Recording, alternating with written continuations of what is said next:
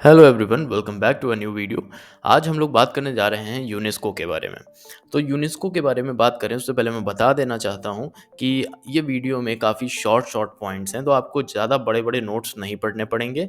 बहुत ही simplified version मैंने तैयार किया है यूनेस्को का, तो इसीलिए इस वीडियो को देखने के बाद में आपकी ज़्यादा से ज़्यादा हेल्प हो जाएगी और आपको किसी भी वीडियो पे जाने की ज़रूरत नहीं पड़ेगी। यही मेरा एक मोटिव है वैसे, क्योंकि बहुत लंबी-लंबी वीडियोज़ होती हैं, समझ में कुछ नहीं आता है, थक दिमाग ज़्यादा जाता है। इसीलिए मैंने इसी तरह की और भी वीडियोज़ शॉर्ट वे में बनाई हैं, कुछ उसमें से 12 तक भी गई हैं, लेकिन बाकी सारी 8 या 6 मिनट की हैं, जिनमें नाटो हो गया, यूनेस्को ये यूनाइटेड नेशंस हो गया एंड वगैरह-वगैरह अदर एजेंसीज़ के बारे में भी मैंने लाइन से पूरी एक प्लेलिस्ट बना रखी है। तो मेरी रिक्वेस्ट यही रहेगी कि आप को चेक करें प्लेलिस्ट को मेरे चैनल के अंदर एंड आप अपनी जर्नी यहाँ से स्टार्ट करें।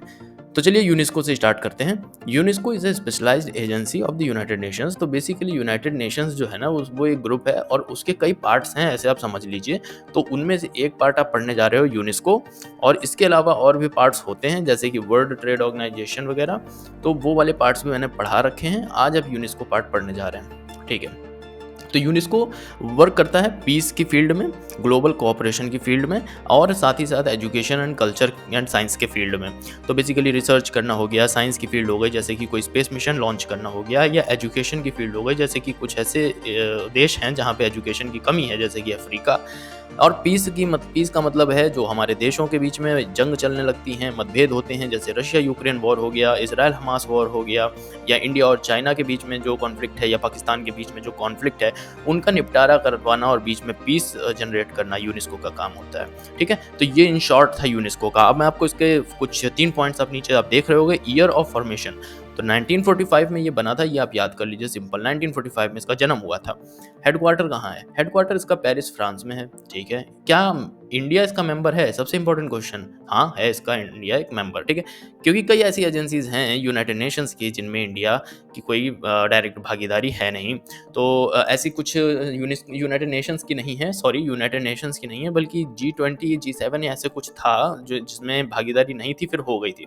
तो उसकी वजह से मैंने यहाँ पे ये क्वेश्चन डाल रखा है, इज इंडिया मेंबर? यस, ठीक है।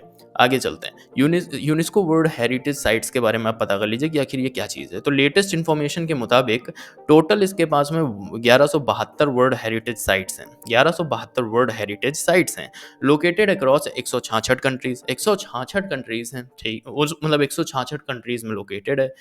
913 जो वर्ल्ड हेरिटेज साइट्स हैं वो कल्चरल, मतलब कल्चर से बिलोंग करती हैं, जैसे कि गाना हो गया, सिंगिंग हो गई, म्यूजिक हो गई, और डांस हो गया, इन चीज़ों से बिलोंग करती है। 220 जो है वो नेचर से बिलोंग करती है, प्राकृतिक है, और 39 जो है वो मिक्स्ड प्रॉपर्टीज हैं, मिक्स्ड वर्ल्ड हेरिटेज साइट्स हैं, ठीक है। आगे चलते हैं। अब यहाँ पर से कुछ 3 स्लाइड्स आएंगी जो कि इतनी बड़े बड़े पैराग्राफ हैं, ऑल अबाउट यूनेस्को, यानी यूनेस्को को यहाँ पे मैं डेप्थ में समझाने की कोशिश करूंगा, ठीक है, ताकि और भी ज़्यादा लंबे चौड़े पैराग्राफ ना पढ़ने पड़े। तो चलिए स्टार्ट करते हैं यहाँ से। After 2 world Wars in less than 30 years, 30 सालों के अंदर अंदर 2 वर्ल्ड वॉर हो चुके थे, ये आपको मालूम होगा। अगर नहीं मालूम है तो मालूम हो गया होगा। UNESCO was born for a clear vision, UNESCO का जन्म हुआ एक साफ सुथरे विजन को लेकर के।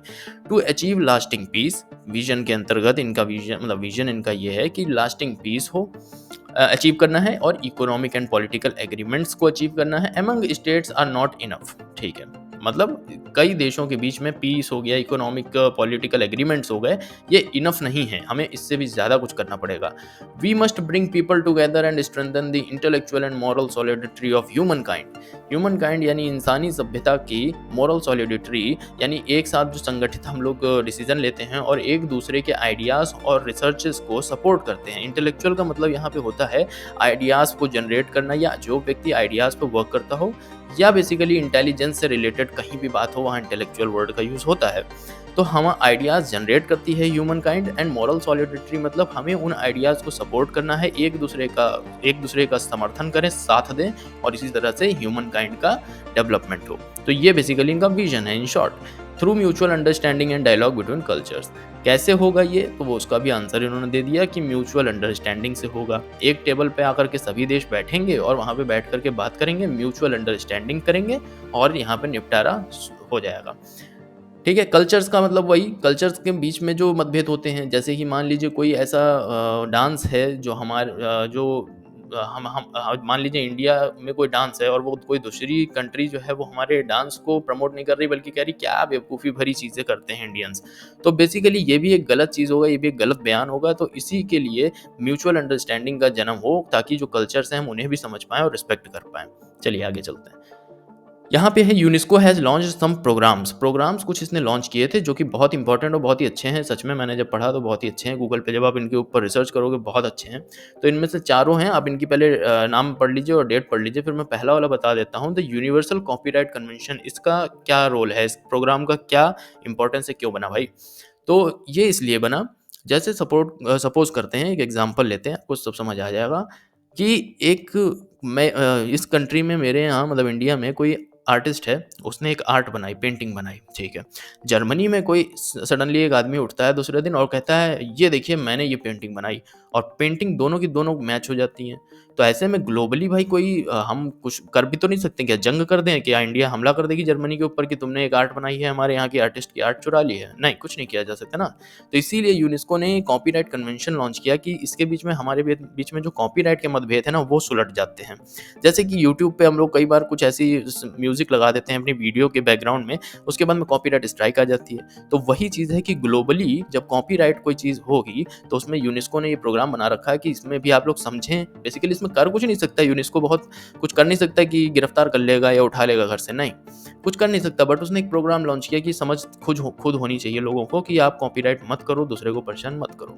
तो इसी तरह के दूसरा वाला जो मैन एंड बायोस्फीयर प्रोग्राम है, इसके अंतर्गत ये होता है बेसिकली कि हम इंसानी सभ्यता को अपने बायोस्फीयर, अपने इकोसिस्टम, अपने प्लैनेट की सुरक्षा करनी चाहिए। जैसे साफ़ सफाई रखनी चाहिए, जो है पेड़ों को बचाना चाहिए, यानी पेड़ काट के घर बना रहे हैं या आग लगा रहे हैं, या मतलब पेड़ों को काटा जा रहा है, उससे कुछ भी बनाया जा रहा है, यूज़ में नहीं है, फिर भी पेड़ों को काटा जा रहा है। तो मैन एंड बायोस्फीयर का प्रोग्राम, ताकि आप लोग अपने नेचर को समझो और उसकी प्रकृति की रक्षा करो और उसकी इंपॉर्टेंस को समझो। तो ये इसी तरह से 4 हैं, आप ज़रूर इन्हें गूगल पे पढ़िए, आपको काफ़ी कुछ समझ आएगा। बात करते हैं कुछ 3 पॉइंट्स की। इट वर्क्स इन क्या मतलब यूनेस्को आखिर और क्या करता है, इसके बारे में यहाँ पे 3 पॉइंट्स दिए हैं। It works in preserving the cultural heritage and the world's many cultures and also promotes the equal dignity of all cultures. Basically cultures के रोल में बहुत इंपॉर्टेंट, मतलब कल्चर के मामले में बहुत आगे आता है यूनेस्को। ये इसका क्या मतलब है कि बेसिकली ये इक्वालिटी प्रोवाइड करता है और रिस्पेक्ट करने को सिखाता है लोगों को कि एक दूसरे के कल्चर की जो है रिस्पेक्ट करिए और साथ में प्रमोट भी कीजिए। किसी की जगह पे कोई डांस हो रहा है तो उसको प्रमोट कीजिए, किसी जगह ऐसी म्यूज़िक प्ले हो रही है तो उसको सपोर्ट कीजिए, किसी जगह फ्लूट बजाई जाती है तो उसको सपोर्ट कीजिए। तो ये बेसिकली कल्चर्स की प्रोटेक्शन के लिए भी बना हुआ है। It also engages in advancing scientific programmes and policies as platforms for cooperation and development. अब देखिए, जैसे हम आपने देखा होगा कि इतने सालों से पृथ्वी है, हमारे पहले भी कई लोग आए, हमारे बाद भी कई लोग आएँगे, मगर उसमें एक चीज़ बहुत कॉमन थी, वो थी इनोवेशन, टेक्नोलॉजी, साइंटिफिक चीज़ें, ठीक है? तो हम लोग पहले चाँद पे गए, आज मंगल पे जाने लगे, अब आगे चल के प्लान बन रहा है कि भाई पानी खोजेंगे, फिर आगे चल के प्लान बनेगा कि मंगल पे रहना ही स्टार्ट कर देते हैं, चलो चाँद पे मकान बना लेते हैं।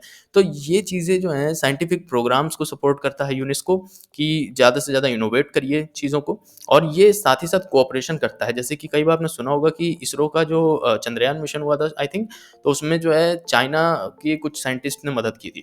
तो ये चीज़ें जो होती हैं, ये कोऑपरेशन एंड डेवलपमेंट का होता है तरीका कि एक दूसरे के देश की मदद करो, फ्री में कभी-कभी करो ताकि वो भी आपकी पलट के मदद करे।